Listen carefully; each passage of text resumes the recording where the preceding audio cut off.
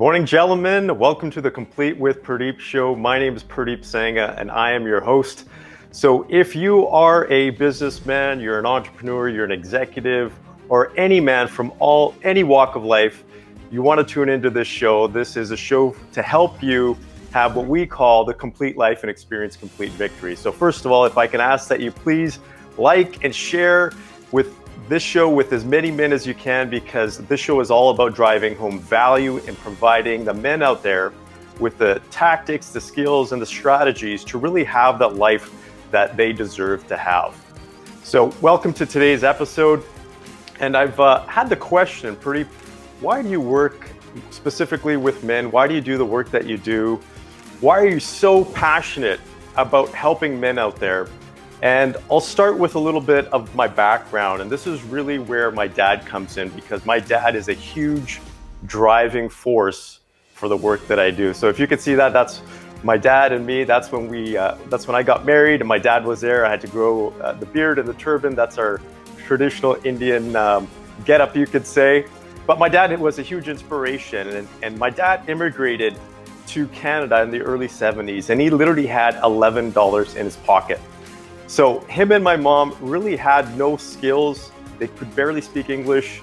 They could work hard though, and that's pretty much what they knew how to do. So they got a job at an orchard, and for many years, they actually worked for close to minimum wage, working 12-hour days, working 6 days a week at a minimum, sometimes 7 days a week. So they did everything that they could to really provide us the life that they wanted us to have, because they came from a life of poverty and they didn't want us to live that way.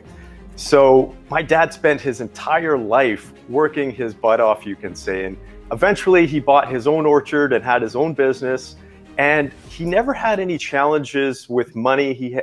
You could say he kind of had that life that most guys want to have. He had the ability to travel. He owned his own business, so he could do what he wanted, but I could tell something was missing within him. There was a lack of fulfillment, because I could just see it in his eyes that he just really wasn't completely fulfilled with his life. And he had this milestone. He had this milestone of hitting 65, and that's when he was going to tell himself that he did it. He came to Canada with next to nothing. He built a successful business. He raised a happy, successful family. And he could finally take his foot off the gas and say, okay, I can actually be proud of myself. But here's what ended up happening. At 64 and a half, he had a sudden heart attack and died. And it was a massive hit to our family. It was tough for us to take because it was completely unexpected, but it was a huge lesson. And it was a sign for me. It was almost like my dad was saying, hey, Purdeep, go out there and help as many men as you can, because here's what I see. I see a lot of guys out there struggling, trying to achieve their goals, and they're having a tough time doing that. I see a lot of guys out there just don't know what to do or where to go to get the help to really create the life that they want to create. And then there's also a lot of guys out there who have all the money. They have everything that you can imagine. They have the fancy cars, the houses, but they're still not finding fulfillment. And I've seen guys live their entire lives that way. And so my mission, and especially with this show, is to help you have a complete life, meaning that you feel complete from within and completely fulfilled with every aspect of your life, not just your career, not just your wealth, but in every aspect, as a husband, as a father, as a son, as a leader in your community. So that's what this show is really about. So in today's episode, we are going to focus on one thing in particular, and that is clarity.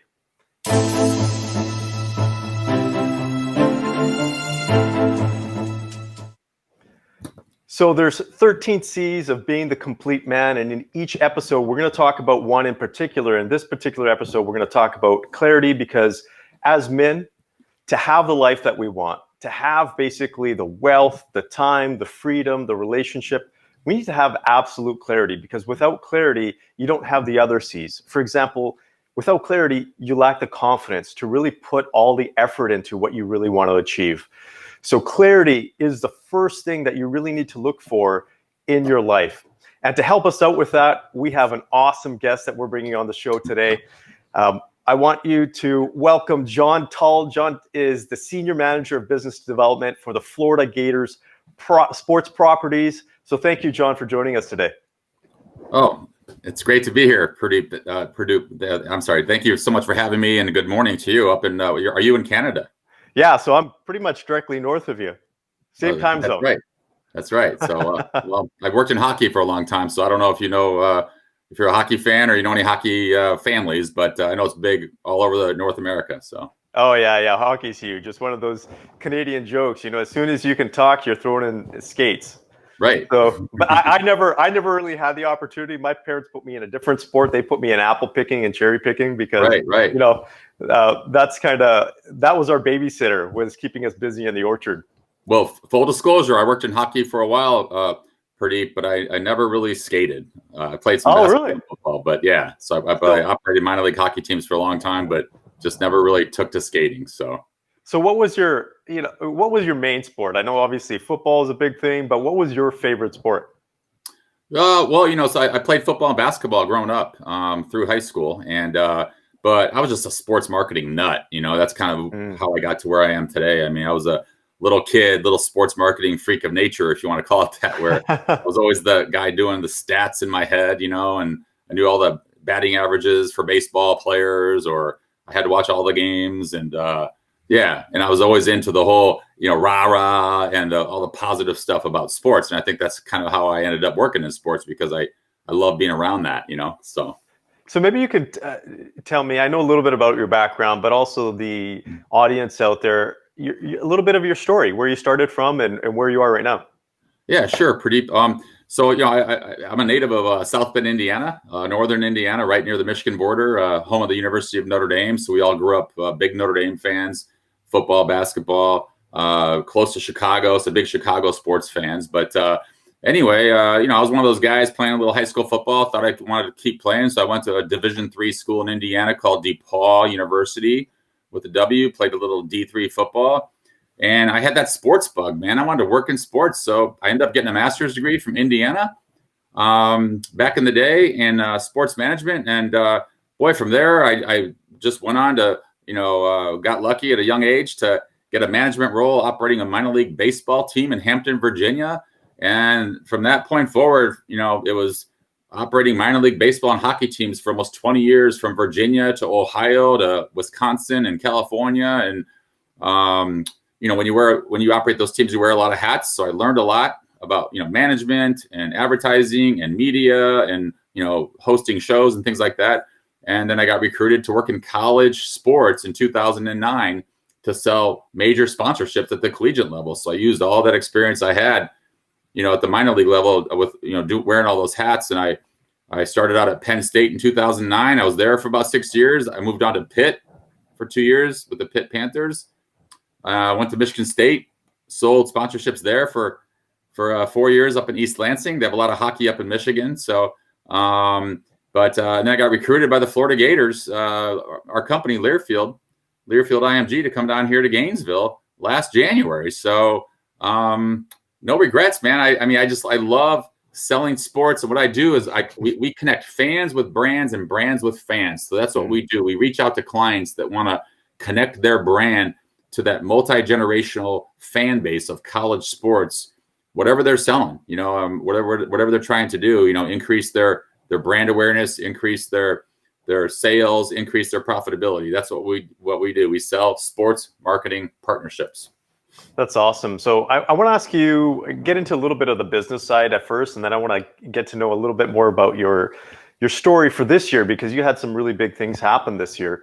And so just out of curiosity, obviously with everything that's happening with this challenge now, social distancing, and especially with sports, how have teams had to, or organizations had to pivot? Like, how is that working out right now with the games and the fans and the merchandise, all that kind of stuff?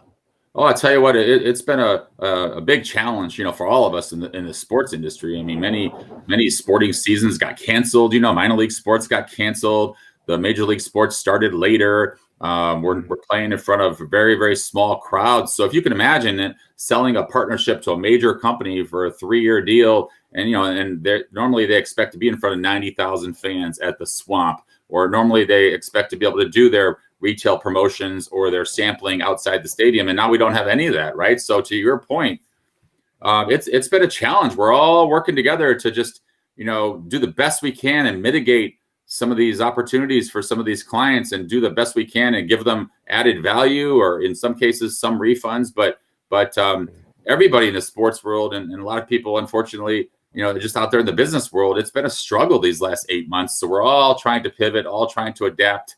We're doing okay. We have a shorter football season, smaller crowds, but we've adapted, and everybody keeps talking about 2020, and I keep saying we're blessed to be playing football. We didn't even think we were going to be playing football back in July, right? So we're kind of blessed that we even have these sporting seasons. So I've in my mind, it's like the 2020 comeback is on, man. Like we're playing, and we got to be happy with that, one game at a time, right? So we're doing the best we can to help our partners out. Now, one of the things, because our team is working very hard in helping a lot of organizations through this challenge, and it's been fairly good because we've helped them pivot.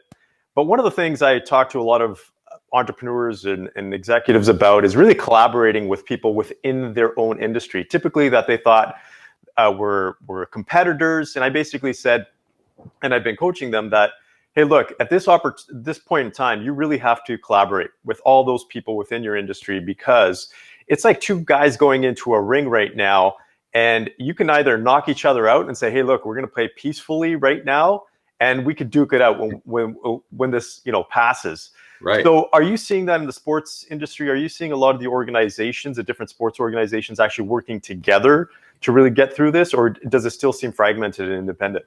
Yeah, no, actually, to your point, and that's a great point. I'm glad you brought that up, because we are seeing more of a unified effort. In the past, it's very territorial. Do you know what I mean? Yeah. We have our partners, our sponsors, that league or that team has their sponsors, or those are our fans, they're not your fans, or we're all fighting for the same entertainment dollar. And truthfully, what I've learned is, all of us in the sports industry, we're all riding out and in life too, we're all riding out the same storm, this pandemic, but some of us are riding it out in different sized boats with different sets of supplies, but we're still in the same storm, so we have to work together, because, if one guy goes down, we're there to help them out. And I really think that sports is doing that. We're taking ideas from each other. As soon as one sport had the cutout idea, everybody has the cutouts, for the fans. One sport, introduces a virtual tailgate party. Now we're all doing virtual tailgate parties. So the industry just kind of created all these, pandemic solutions all of a sudden for sports teams that we're all working together and contacting people and say, how did you guys do that? Who's your vendor? Whereas in the past, people were very territorial, like, hey, that's great. We can't give you that information. It might affect our bottom line. Now, to your point, if we all work together, we can all survive this thing, versus knocking each other out in the ring, and then no one wins. So, I'm not a big fan of, I don't like to watch a lot of the media. I don't like to watch a lot of the hype or the political stuff that happens behind everything that's been happening with COVID. But some organizations are taking it very seriously. They think it's a real threat, and they're taking a look at the safety of their employees. Some organizations are saying, okay, let's just kind of go with what the regulations are forcing us to do. In the sports industry, where do you find people? Where do you find the owners? Are they in the realm where that's like, okay, this is serious, we got to take care of our people, we got to get ahead of the game, rather than getting pushed by the government to do things? You know what? I think early on there was a lot of, and I think this is human nature too. There was a lot of ownership groups or organizations or leaders that were maybe questioning, everything, just because it's so new to us. Why wouldn't we question it? But I think from a sports world standpoint, I think a lot of leaders have done a great job of saying, hey, you know what? The safety of our fans and our players is the number one focus here, and we're not going to jeopardize that. So, some of them have gone, maybe too far in terms of how many fans they can have at the games. But for the most part, the NBA, I thought, did a great job in the bubble format. The Lakers just won their championship. Major League Baseball put the World Series and the last two rounds of the playoffs in the exact same stadium, so they'd have kind of a bubble format. College football is trying to do a good job of keeping the fans down, but you can't control the virus. That's the thing. We're all learning that no matter how big of a school we are, how big of a brand we are, we can't control that. And I think a lot of people are focusing on the fact that it is, you have to control what you can control.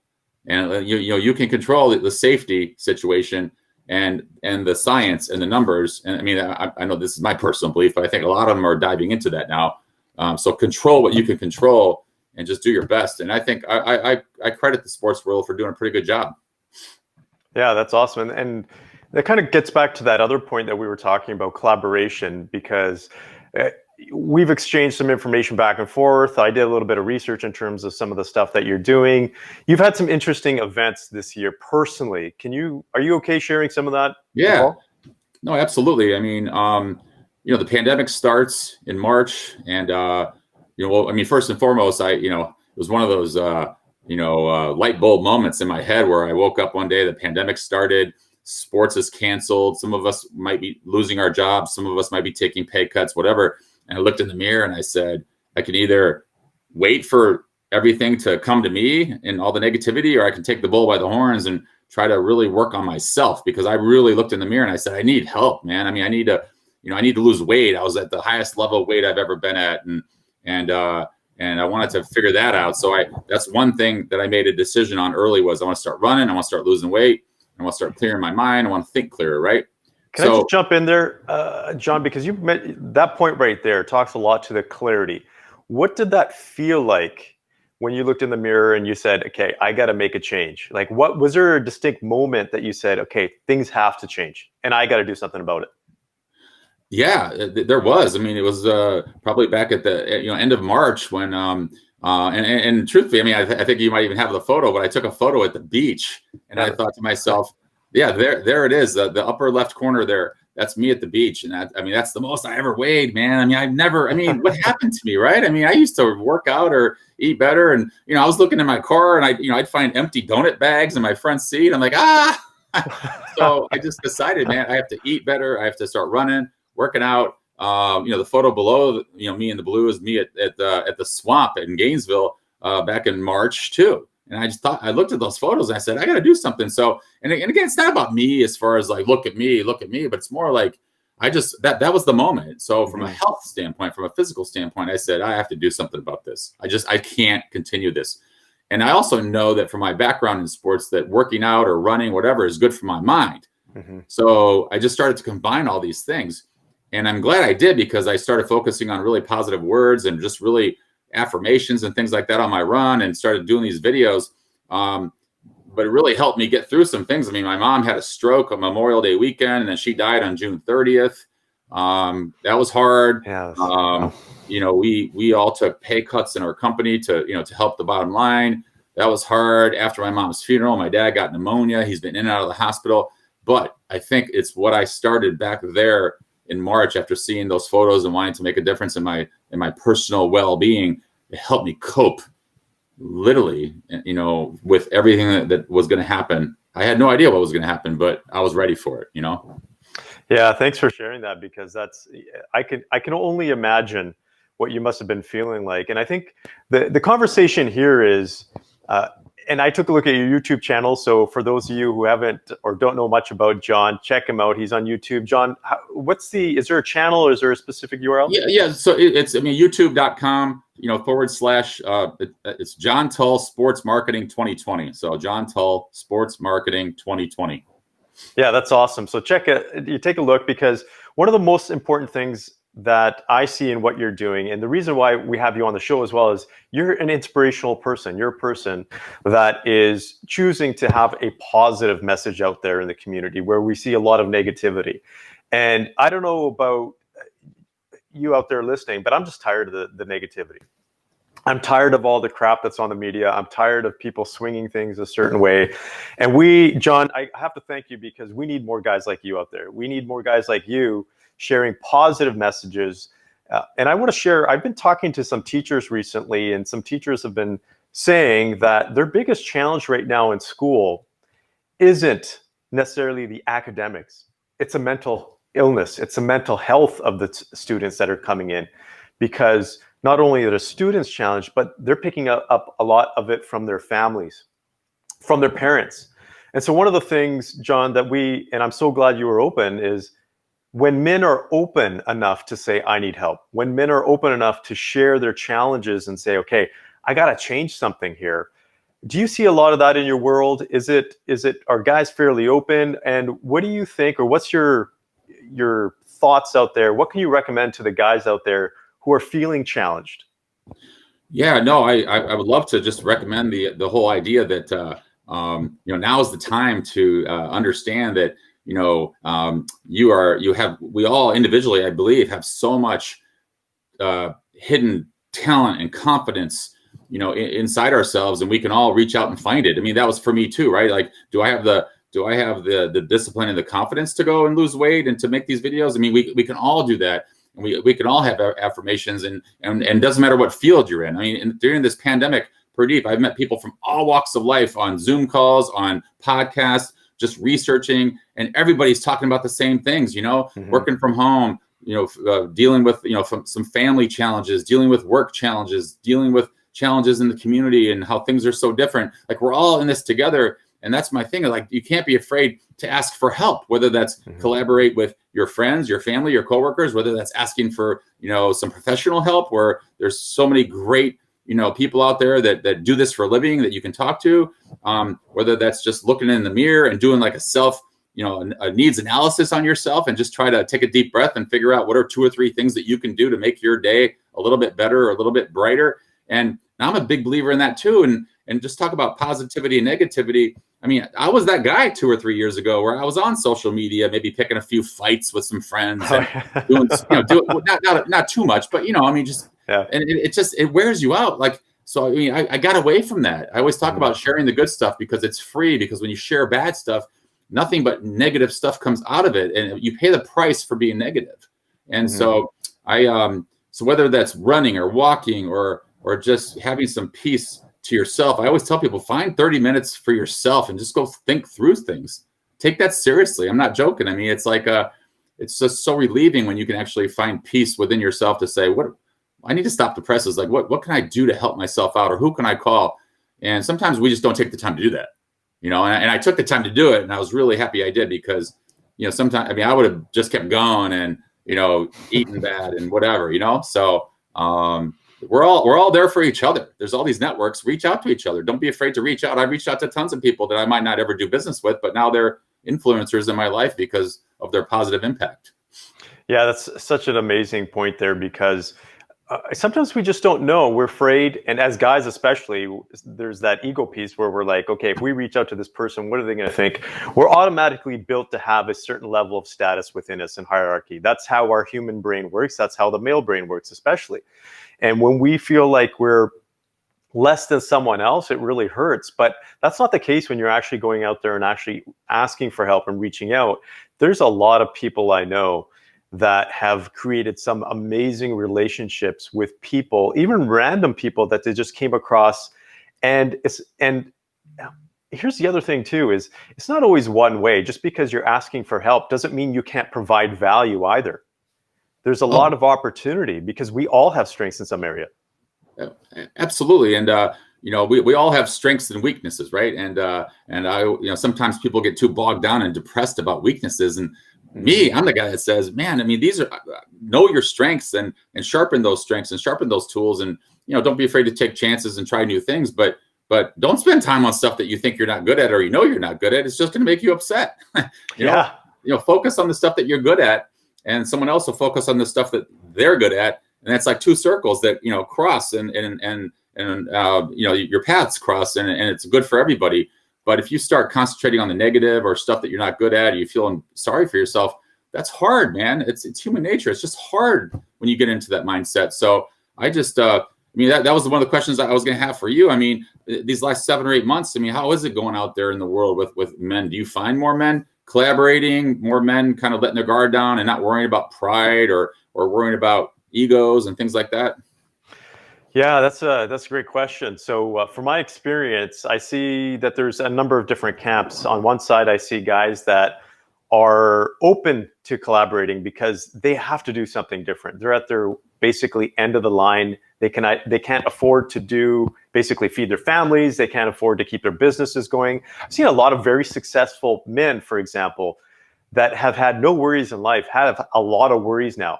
And so they're being forced to really look out there and actually do something different and get some help. So I think I'm I'm going to say, when I say smart, I don't mean intelligent smart. I mean just street smart.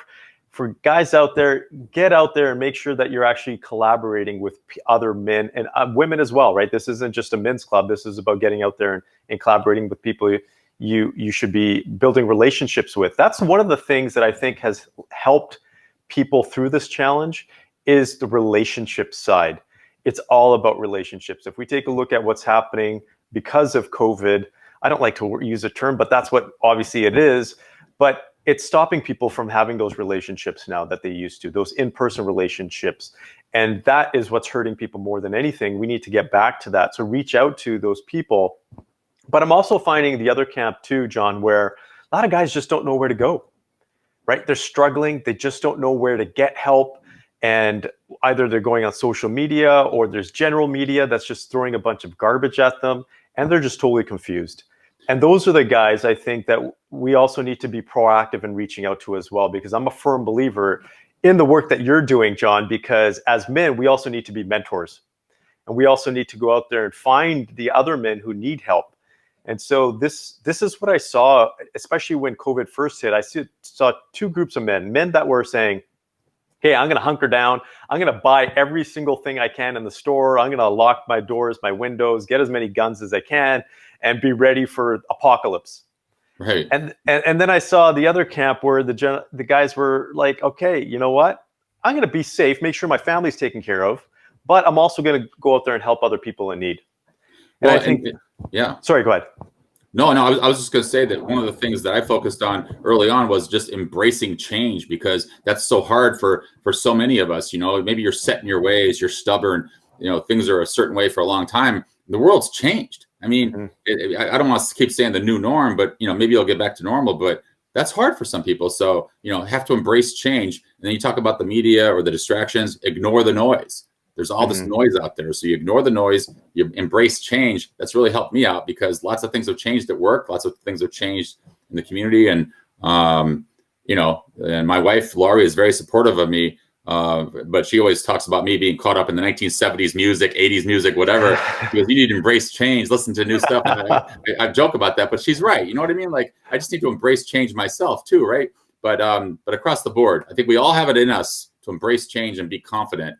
But we need help. If we need help, go get it. You know, talk to people. You know, go talk to more people and express your emotions. You know. Yeah, that's really important to do, and that's why the work that we do here with The Complete Man it's really about having a safe environment for men to have these conversations, because I think that's one of the challenges that a lot of guys face is they're afraid of being judged. They're afraid of being looked at a certain way, and that's not how a lot of people operate. Actually, there's a lot of people out there, just the everyday people, that will hear your challenges and not judge you as a result. Here's what I know personally is, in working with a lot of the men these days, is about 80 to 90% of them are actually struggling. And I will say, this was even prior to COVID. This isn't even this is prior to COVID. They were either struggling in the relationship or struggling in their career or the business or whatever aspect of life, sometimes as a father, whatever that might be. But now you add this other part on, I can tell you there's a lot of guys that are feeling down and out right now. So that's where I think, you know, we need to come together. Another piece that goes into the conversation, we have a lot of social media influencers out there. We have a lot of, you can say, high profile people out there that are getting awareness, they're spreading the message, but we need the everyday guy like me, like you, John. Like, you know, these are the things that we need to have, is the average person. And I don't mean average as in, you know, you're anything less, but I mean average that you're not a celebrity out there and you don't have 2 million followers, for example. But we need to share our basic messages within our own community, because the one thing that keeps popping up, and it's you know, I do a lot of work in the US, so I know it's fairly similar, but it's the same mentality here in Canada, is what is the government going to do? What is the government going to change? How is the government going to help us? Well, it starts within our communities. And first of all, before it starts in our communities, it actually starts within our own families. So we need to make sure that our families are really in tune with, our family members are in tune with each other, that they're connecting, that we're having conversations within the family. So these are the places where things start, where change starts, as you mentioned, not at the top. It really starts at the bottom. So, John, thank you. I want to thank you for being on the show. And I really want to take hats off to you and say the work that you're doing is awesome. Again, you're on YouTube, right? You're on YouTube. Yeah. So people, you can check them out on YouTube. Yeah. Where else can people get a hold of you or follow some of your stuff? Gosh, I mean, hey, I'm open to, anybody wanting to have a conversation with me. So you can look me up, just on Facebook, John Tull, Gainesville, Florida, whatever. More than happy to connect. At JP Tull on Twitter and at JP Tull on Instagram. And I love communicating with people and talking through this stuff. So, I'll close. I really appreciate you having me on today. And to your point, I mean, I commend you, because you're right. It starts at home, and you have to look in the mirror. I really believe this, Purdeep, and focus on being the leader of you and the leader of one, so you can be the leader of all, and you have to be able to be cool with yourself so you can go out there and help others. Right. So that's your point. I mean, it's kind of like it starts at home and it spreads, man. That positivity spreads. So thank you for all the inspiration that you provide for so many men out there. Yeah, thank you. And appreciate the kind words. And for those of you out there watching, take a look at John, take a look at the work that he's doing, and take his words to heart, because we all need to step up. We all need to step up and do the work that we need to do, not only from within, but help each other out as well. So thank you, John. I'm going to let you go here. Yeah. I hope you have an awesome day, and I'm sure we'll stay in touch. All right. You bet. Go Gators. Yeah. All right. Thanks, John. All right. Bye-bye.